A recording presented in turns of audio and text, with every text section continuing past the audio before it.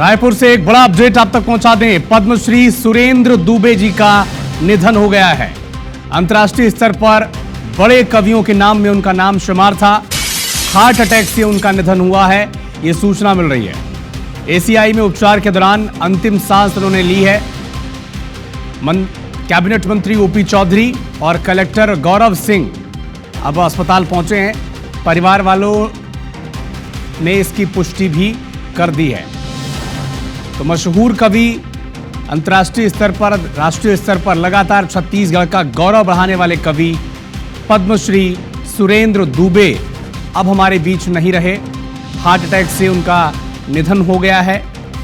ACI में इलाज के दौरान उन्होंने आखिरी सांस ली है।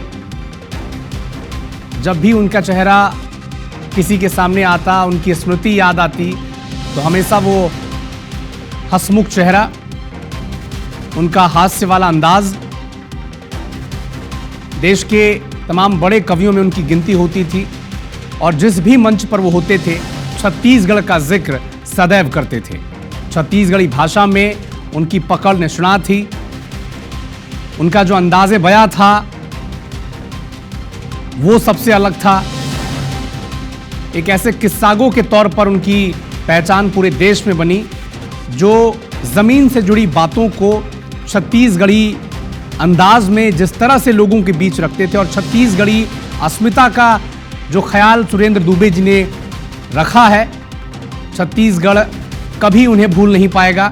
इस वक्त जब ये खबर दर्शकों तक पहुंच रही है, उनके जानने वालों तक, उनके प्रशंसकों तक, शोक की लहर इस वक्त न सिर्फ छत्तीसगढ़ में बल्कि पूरे देश में।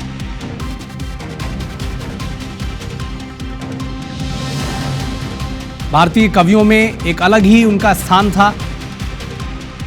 सम्मान के साथ उन्हें बड़े अदब के साथ भारतीय साहित्य देखता था, और खासकर छत्तीसगढ़ी और छत्तीसगढ़ी लोगों की बातें हर मंच से जिस अंदाज से सुरेंद्र दुबे पहुंचाते थे, पूरा छत्तीसगढ़ इस वक्त उन्हें याद कर रहा है, दुखी है इस खबर से।